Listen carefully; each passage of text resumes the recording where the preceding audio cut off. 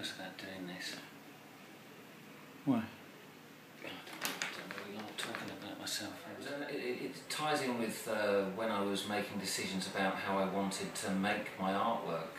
I realised that I love to paint, but I didn't want to paint all the time. I wanted an alternative to painting so that I could make artwork that suited my mood on any particular day.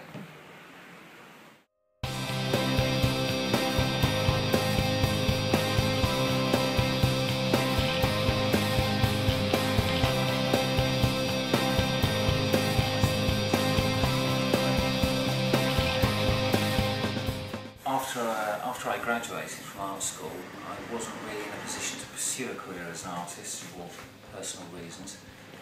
But when I went back to it, I knew that there were elements of my old student work that I wanted to retain, just as I knew there were pieces that I wanted to discard. But I think key to the way my work ended up looking was that I wanted it to be more fun.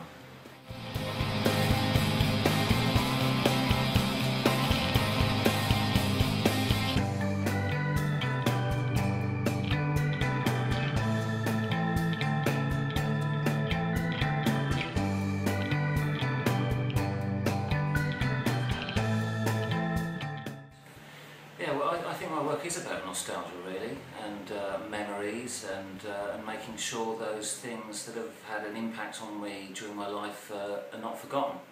So, like a lot of artists, really, I think I document the stuff I see around me every day, and a lot of the time that turns out to be the people I know, my family and my friends. I don't see a lot of curves in your work.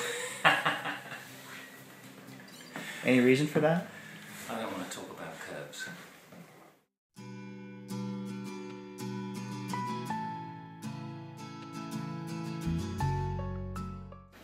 Influences. When I was a student, I used to have a holiday job at my brother's printing firm, and it was all very old-fashioned. It was pre-computers, pre-putting your artworks together in Photoshop. So all the text elements you would align by eye on a grid and a light table. And if you wanted a line, you'd draw it with a pen. And if you wanted a photograph, you'd shoot it on a camera through a half-tone and then retouch any flaws in it by hand.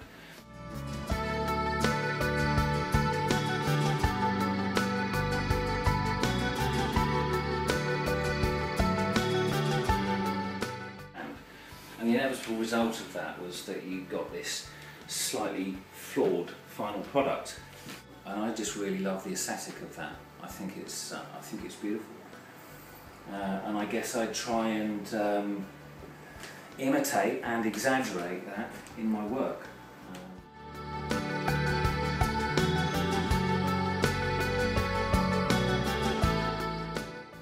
As you can see, they're very, very typographical. I spent 14 years working as a graphic designer, and you can clearly see the influence that that's had on me.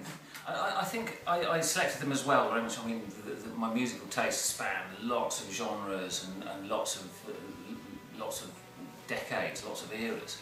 But I think focusing on 60s and 50s recording artists was more appropriate to the way I work.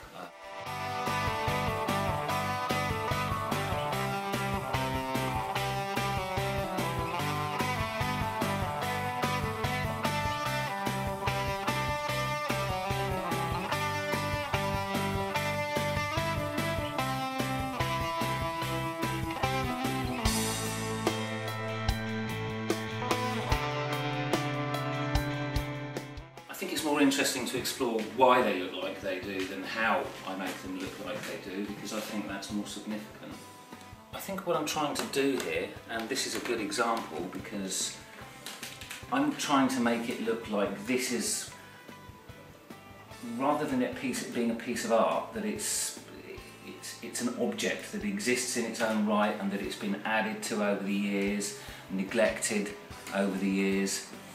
So, you know, these coffee stains really are a mechanism for me to make it look like this hasn't been treated well, that it's been neglected, that it's been abused, it's been forgotten and stuck away somewhere, and this is what it now looks like. The idea is that once upon a time this was pristine and perfect, but now it's not. Kind of like you. Yeah, very like me.